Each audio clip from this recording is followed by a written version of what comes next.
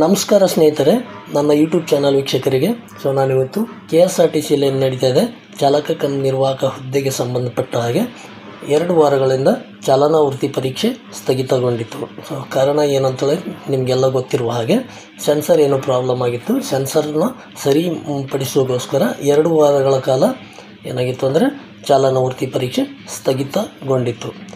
ಇವಾಗ ನೆಕ್ಸ್ಟ್ ವಾರ ಅಂದರೆ ದಿನಾಂಕ 17/3/2025 ಅಂದರೆ ಸೋಮವಾರದಿಂದ ಯಥಾ ಪ್ರಕಾರ ಅಂದರೆ ಏನು ಲಿಸ್ಟ್ ಬಿಟ್ಟಿದ್ರು ಆ ಒಂದು ಲಿಸ್ಟ್ ಪ್ರಕಾರ 17ನೇ ತಾರೀಕಿಗೆ ಯಾವ ಅಭ್ಯರ್ಥಿಗಳಿದ್ದಾರೆ ಅವ್ರಿಂದ ಮತ್ತೆ ಸ್ಟಾರ್ಟ್ ಮಾಡ್ತಾರೆ. ಅಂದರೆ 3ನೇ ತಾರೀಕಿನಿಂದ 15ನೇ ತಾರೀಕುವರೆಗೂ ಏನು ಅಭ್ಯರ್ಥಿಗಳಿದ್ದರು, ಆ ಒಂದು ಅಭ್ಯರ್ಥಿಗಳಿಗೆ ನೆಕ್ಸ್ಟ್ ಏನು ಮಾಡ್ತಾರೆ ಅಂದರೆ ಈ ಒಂದು ಲಿಸ್ಟ್ ಎಲ್ಲಿವರೆಗೂ ಇದೆ, 29ನೇ ತಾರೀಕುವರೆಗೂ ಇದೆ. 29ನೇ ತಾರೀಕು ಆದಮೇಲೆ ನೆಕ್ಸ್ಟ್ ಲಿಸ್ಟ್ ಬಿಡಬೇಕಾದ್ರೆ ಫಸ್ಟ್ ಈ ಅಭ್ಯರ್ಥಿಗಳನ್ನು ಏನಾಗುತ್ತೆ ಅಂದರೆ ಚಾಲನಾ ವೃತ್ತಿ ಪರೀಕ್ಷೆ ನಡೆಸ್ತಾರೆ. ಅಂದರೆ ಇವ್ರಿಗೆ ಫಸ್ಟ್ ಲಿಸ್ಟ್ ಬಿಡ್ತಾರೆ. ಇದಾಗಿದ್ಮೇಲೆ ನೆಕ್ಸ್ಟ್ ಇನ್ನು ಮಿಕ್ಕುಳಿದ ಅಭ್ಯರ್ಥಿಗಳಿಗೆ ಚಾಲನಾ ವೃತ್ತಿ ಪರೀಕ್ಷೆಗೆ ಲಿಸ್ಟ್ ಬಿಡ್ತಾರೆ ಸ್ನೇಹಿತರೆ. ನೋಡ್ಬೋದು ನಿಮಗೆ ಏನೇನು ಆಗ್ತಾಯಿದೆ, ಯಾಕೆ ನಿಲ್ಲಿಸಿದ್ರು, ಭಾಳಷ್ಟು ಅಭ್ಯರ್ಥಿಗಳು ಬಹಳ ಬೇರೆ ಬೇರೆ ಒಂದು ಎಲ್ಲ ಯೋಚನೆಗಳಿದ್ದವು, ಏನಕ್ಕೆ ನಿಲ್ಲಿಸಿದ್ರು, ಈಗ ಟೈಮ್ ಮುಂದಕ್ಕೆ ಹೋಗ್ತಾಯಿದೆ.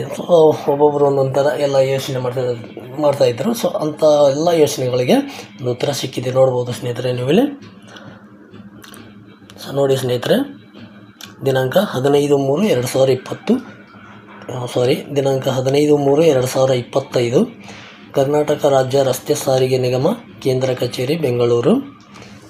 ನೋಡ್ಬೋದು ಎಲ್ಲ ಹಿರಿಯ ವಿಭಾಗೀಯ ನಿಯಂತ್ರಣಾಧಿಕಾರಿಗಳು ಅಥವಾ ಕಾರ್ಯ ವ್ಯವಸ್ಥಾಪಕರು ಕರ್ನಾಟಕ ರಾಜ್ಯ ರಸ್ತೆ ಸಾರಿಗೆ ನಿಗಮ ಮಾನ್ಯರೇ.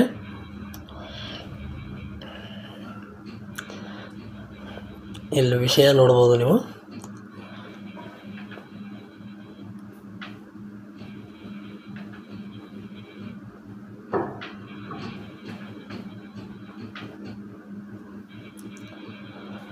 ಚಾಲನಾ ವೃತ್ತಿ ಪರೀಕ್ಷೆಗೆ ಅಧಿಕಾರಿ ಅಥವಾ ಸಿಬ್ಬಂದಿಗಳ ನಿಯೋಜನೆ ಕುರಿತು.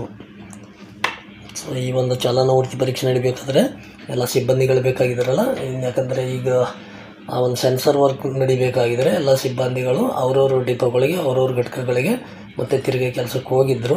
ಅವ್ರನ್ನ ಮತ್ತೆ ತಿರುಗಿ ಮರು ನಿಯೋಜನೆಗೊಳಿಸಲಿಕ್ಕೆ ಈ ಒಂದು ಲೆಟ್ರು ಮಾಡಿದ್ದಾರೆ ಸ್ನೇಹಿತರೆ, ನೀವು ನೋಡ್ಬೋದು.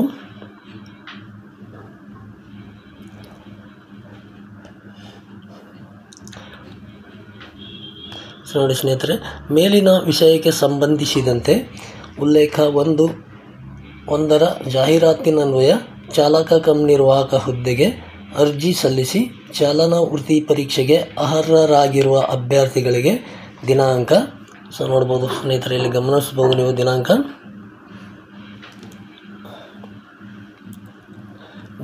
17/3/2025 ಹಾಸನ ತರಬೇತಿ ಕೇಂದ್ರದಲ್ಲಿನ ಗಣಕೀಕೃತ ಚಾಲನಾ ಪಥದಲ್ಲಿ ಚಾಲನಾ ವೃತ್ತಿ ಪರೀಕ್ಷೆಯನ್ನು ಪುನರ್ ಪ್ರಾರಂಭಿಸಲು.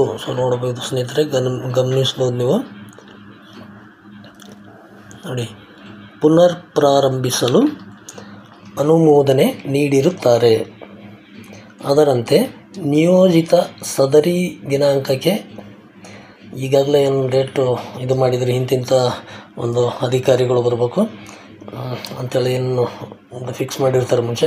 ಅದು ಆ ಒಂದು ನಿಯೋಜನೆ ಪ್ರಕಾರ ನಿಯೋಜಿತ ಸದರಿ ದಿನಾಂಕಕ್ಕೆ ಈಗಾಗಲೇ ನಿಯೋಜಿಸಿರುವ ಅಧಿಕಾರಿಗಳು ಅಥವಾ ಸಿಬ್ಬಂದಿಗಳನ್ನು ಹಾಸನ ತರಬೇತಿ ಕೇಂದ್ರದಲ್ಲಿ ಸಕಾಲದಲ್ಲಿ, ಅಂದರೆ ಆ ಒಂದು ಡೇಟು ಆ ಒಂದು ಟೈಮು ಹಾಜರಿರುವಂತೆ ಸೂಚಿಸಿ ಬಿಡುಗಡೆಗೊಳಿಸಲು ಈ ಮೂಲಕ ಕೋರಲಾಗಿದೆ. ಅಂದರೆ ಬಿಡುಗಡೆಗೊಳಿಸಲು ಅಂದರೆ ಮತ್ತೆ ತಿರುಗಿ ಅವರು ಡಿಪೋದ ಕೆಲಸಕ್ಕೆ ಹೋಗಿದ್ದಾರಲ್ಲ, ಆ ಕೆಲಸದಿಂದ ಅವ್ರನ್ನ ಬಿಡುಗಡೆಗೊಳಿಸಿ ಇಲ್ಲಿ ನೇಮಕಾತಿ ಒಂದು ಕೆಲಸಕ್ಕೆ ಇದು ಮಾಡಬೇಕು ಅಂಥೇಳಿ ಲೆಟ್ರ್ ಬರೆದಿದ್ದಾರೆ ನೋಡಿ ಸ್ನೇಹಿತರೆ. ನೋಡ್ಬೋದು ನೀವು ಇಲ್ಲಿ. ತಮ್ಮ ವಿಶ್ವಾಸಿ ಮುಖ್ಯ ಉಪ ಮುಖ್ಯ ಸಿಬ್ಬಂದಿ ವ್ಯವಸ್ಥಾಪಕರು. ಈ ಪ್ರತಿಯನ್ನು ನಿರ್ದೇಶಕರು ಅವರ ಹಿರಿಯ ಆಪ್ತ ಕಾರ್ಯದರ್ಶಿ ಸಾರಿಗೆ ನಿಗಮ ಕೇಂದ್ರ ಕಚೇರಿ ಬೆಂಗಳೂರು ಅವರ ಮಾಹಿತಿಗೆ ಸಂಬಂಧಿಸಿದ ಇಲಾಖಾ ಮುಖ್ಯಸ್ಥರು, ಪ್ರಾಂಶುಪಾಲರು, ಹಾಸನ ತರಬೇತಿ ಕೇಂದ್ರ, ಕರ್ನಾಟಕ ರಾಜ್ಯ ಸಾರಿಗೆ ನಿಗಮ ಅವರ ಮಾಹಿತಿಗಾಗಿ ಮತ್ತು ಸೂಕ್ತ ಕ್ರಮಕ್ಕಾಗಿ ಅಂತೇಳಿದೆ ಸ್ನೇಹಿತರೆ. ನೋಡ್ಬೋದು ಸ್ನೇಹಿತರೆ, ಯಾರ್ಯಾರಿಗೆಲ್ಲ SMS ಬಂದಿದ್ದು, ನೀವೆಲ್ಲ ಕರೆಪತ್ರ ಕೂಡ ಡೌನ್ಲೋಡ್ ಮಾಡ್ಕೊಂಡಿದ್ದೀರಾ. ಸೊ ಅವರು ನೆಕ್ಸ್ಟ್ 17ನೇ ತಾರೀಕಿನಿಂದ ನೀವು ನಿಮ್ಮ ಒಂದು ಚಾಲನಾ ವೃತ್ತಿ ಪರೀಕ್ಷೆ ಹಾಸನ್ಗೆ ನೀವು ಹೋಗ್ಬೋದು ಸ್ನೇಹಿತರೆ. ಸೊ 17 ತಾರೀಕು ಹಿಂದೆ ಅಂದರೆ ದಿನಾಂಕ 3ನೇ ತಾರೀಕಿನಿಂದ 3/3/2025ರಿಂದ 15/3/2025ವರೆಗೆ ಏನು ಅಭ್ಯರ್ಥಿಗಳಿದ್ದರು, ನಿಮಗೇನು ಕರೆಪತ್ರಗಳು ಡೌನ್ಲೋಡ್ ಆಗಿದ್ರು, ಕರೆದಿದ್ರು ನಿಮಗೆ ಚಾಲನಾ ವೃತ್ತಿ ಪರೀಕ್ಷೆಗೆ, ಕಾರಣಾಂತರದಿಂದ ಅದು ಅವತ್ತು ನಿಮ್ಮ ಚಾಲನಾ ವೃತ್ತಿ ಪರೀಕ್ಷೆ ಆಗಲಿಲ್ಲ. ಸೊ ನಿಮಗಿನ್ನೂ ಟೈಮ್ ಇರುತ್ತೆ.